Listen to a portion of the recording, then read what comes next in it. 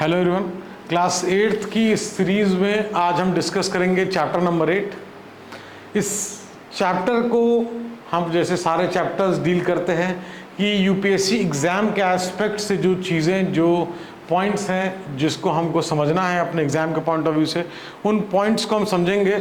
Chapter है कॉन्फ्रंटिंग marginalisation, कि किस तरीके से किसी पर्टिकुलर इंडिविजुअल या पर्टिकुलर ग्रुप को मेन फ्रेम सोसाइटी से साइडलाइन कर देना, लेकिन उनका जो संविधान पे विश्वास है, वो जो एक्चुअली एक्सपेक्ट करते हैं कि इक्वालिटी जो एग्जिस्ट करती है वो मेयर सेइंग नहीं बट मेयर डूइंग तक भी एग्जिस्ट करे।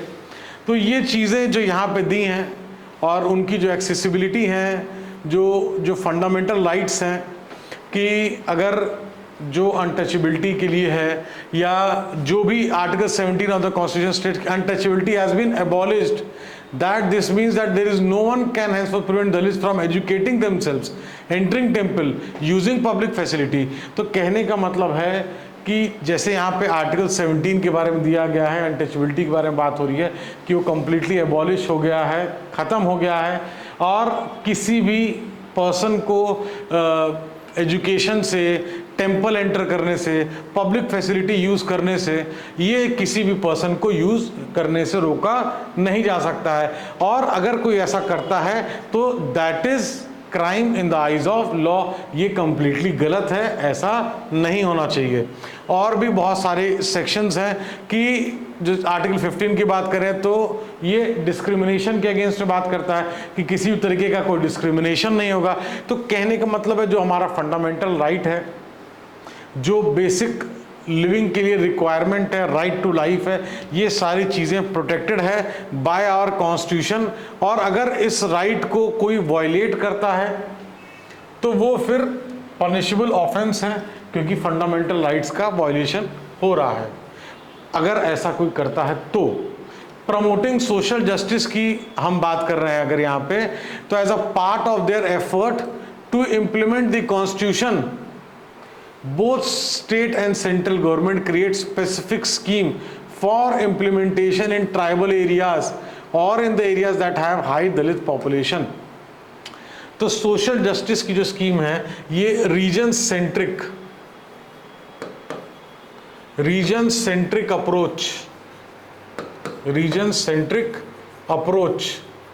अप्रोच कैसा? रीजन के हिसाब से पॉलिसी, कोई स्पेशल पॉलिसी, कोई स्कीम, कोई प्रेफरेंस, तो उस हिसाब से पॉलिसी का इम्प्लीमेंटेशन, पॉलिसी की फ्रेमिंग, स्कीम्स, ताकि हम प्रमोट कर सकें डेवलपमेंट, प्रमोट कर सकें education, health, sanitation, main frame society में लेके आएँ और वो भी सोसाइटी का अपने आप को हिस्सा महसूस करके आगे बढ़ें और अपने फ्यूचर को और ब्राइटन अप एंड सिक्योर्ड करें। फॉर एग्जाम्पल द गवर्नमेंट क्या करती है, दलित एंड आदिवासी स्टूडेंट्स के लिए, कम्युनिटीज़ के लिए एजुकेशन फैसिलिटी जो कि may not be available in their locality, वो फ्री और सब्सिडाइज हॉस्टल्स। तो ये फ्री और सब्सिडाइज हॉस्टल क्या दिखाता है? ये दिखाता है कि एजुकेशन को इनकरेज करना। जब अगर कोई एजुकेटेड है तो डेफिनेटली उसके जो एम्प्लॉयमेंट के चांसेस हैं वो बढ़ जाते हैं।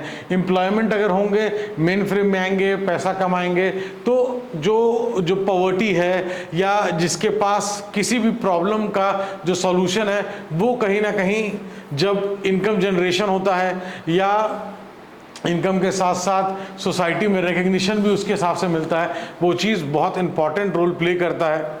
इसमें बहुत सारी चीज़ें एग्जाम्पल के मदद से भी चीज़ें समझाई गई हैं।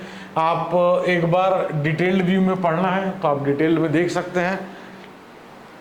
The schedule caste and the schedule tribe, prevention of atrocities act 1989, this is very important, बहुत इंपॉर्टेंट है आपके पॉइंट ऑफ व्यू से, आपके नॉलेज के पॉइंट ऑफ व्यू से।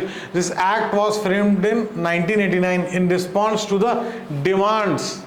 अब देखिए यहाँ पे डिमांड की जो वॉइस है, इसका मतलब है कि 1989 में जो डिमांड की वॉइस है उससे पहले वहाँ तक पहुँची कि हमारे प्रोटेक्शन के लिए, दलित्स के प्रोटेक्शन के लिए जो गवर्नमेंट है वो सीरियस जो स्टेप ले regarding any type of ill treatment या ह्यूमिलेशन ऑन दलित या ट्राइबल ग्रुप ट्राइबल ग्रुप जो वो एवरीडे फेस करते हैं।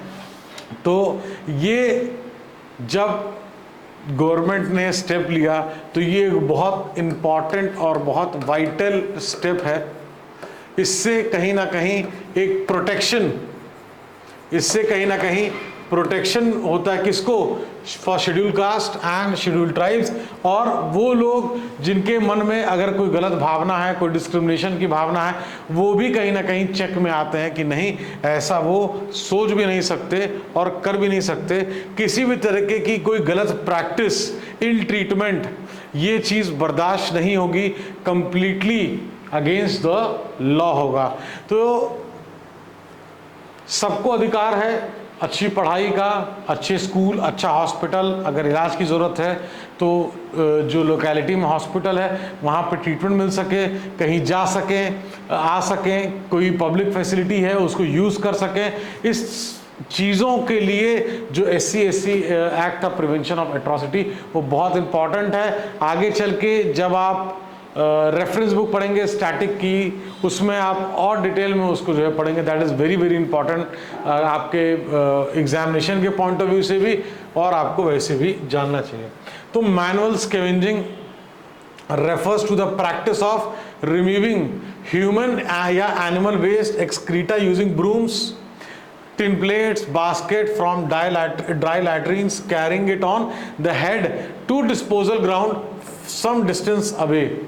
तो आप इमेजिन करिए कोई सर पे अपने, अगर इस टाइप की जो ह्यूमन एक्सक्रीटा है उसको, या एनिमल वेस्ट है, उसको अपने सर पे कैरी करके एक डिस्टेंस पे जाके गिराने में उसको कितना ज़्यादा वो प्रोन होगा, किसके, डिजीजेस के, चाहे वो रेस्पिरेटरी हो,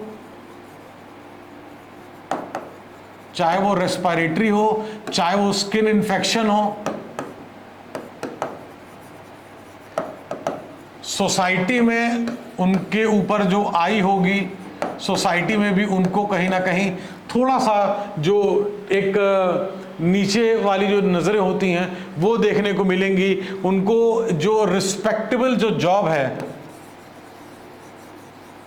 वो कहीं ना कहीं थोड़ा सा चैलेंज होगा, एंड बहुत ज़्यादा हाई रिस्क काम है ये, बिकॉज इसमें जो हेल्थ है वो बहुत बड़े टास्क पर रहता है। Manual scavengers are expose to sub human condition of work and face serious health hazard, जिसके बारे में हमने बात किया, चाहे वो गैस्ट्रोइंटेस्टाइनल प्रॉब्लम हो, स्किन प्रॉब्लम हो, कोई भी हो। और जो पे है वो भी लो है, प्लस जो चैलेंजेस हैं इस जॉब को करने में, वो चैलेंजेस बहुत हाई हैं। तो कहने का मतलब है कि पे भी लो है, डिजीजेस भी हैं, चैलेंजेस भी हैं, हाई रिस्क भी हैं।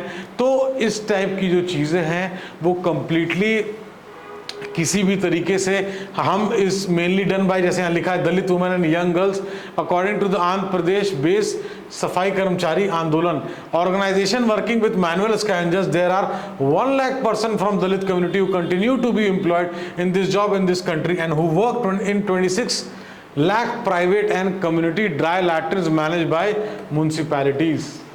तो वर्क कंडीशन अगर अच्छी नहीं है तो हेल्थ हजार्ड, हेल्थ अच्छी नहीं होगी तो उनका आउटपुट भी नहीं वो दे पाएंगे। अगर वो काम 4 घंटा करते हैं, हेल्थ ना अच्छा होने की वजह से हो सकता है वो 2 घंटे काम करें, या कभी हो सकता है कि वो काम ना करें, तो इकोनॉमिक लॉस भी हुआ। उनके परिवार का जो इकोनॉमिक स्ट्रक्चर है, जो इकोनॉमिक स्टेटस है, वो भी नीचे आएगा, हेल्थ को भी इम्पैक्ट करेगा, पे भी लो है, डिजीजेस से भी बहुत ज़्यादा प्रोन है। कौन कौन सी डिजीज, जैसे रेस्पिरेटरी, स्किन इन्फेक्शन, गैस्ट्रोइंटेस्टाइनल, पेट की जो है बीमारी, ये सब चीज़ें बहुत ज़्यादा प्रोन हैं।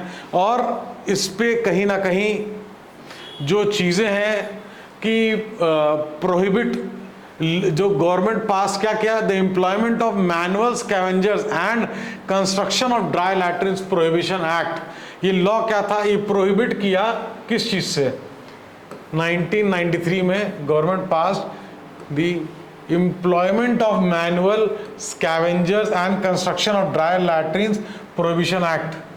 ये लॉ क्या प्रोहिबिट करता है, the employment of manual scavengers as well as the construction of dry latrines.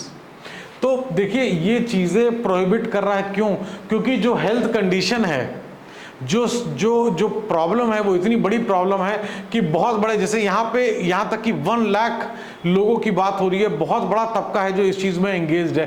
तो उनका जो सोसाइटी में स्टेटस है, उनको मेन फ्रेम में आने के लिए कहीं ना कहीं ये जो लॉज हैं, ये जो एक्ट्स हैं, डेफिनेटली बहुत ज़रूरी हैं प्रोहिबिट करने के लिए, क्योंकि एक कंजीनल एटमॉस्फेयर रहने पे जो वर्क है, जो आउटपुट है, वो डेफिनेटली बेटर होता है। इस चैप्टर में जो चीज़ें थी उसको हमने कवर किया। जो SC/ST atrocity prevention of atrocities act है वो एक बहुत इंपॉर्टेंट है। ये employment of manual scavengers and construction of dry latrines prohibition act, इसको आप देख सकते हैं। और इससे आपको एक सोशल वैल्यू, सोसाइटी में किस तरीके से जस्ट सोसाइटी में क्या चीज़ें इतने साल बाद भी अभी भी कुछ चीज़ें हैं जो डेफिनेटली चेंज रिक्वायर करती हैं। ये आपकी सारा जो डेटा है, सारा जो स्लाइड्स है वो NCERT से है, जिसको हमने कवर किया। इस वीडियो को देखने के बाद अगर आप अपनी बुक रीड करेंगे, इस चैप्टर को रीड करेंगे, तो आपको और क्लियरिटी मिलेगी। Thank you so much for watching the video.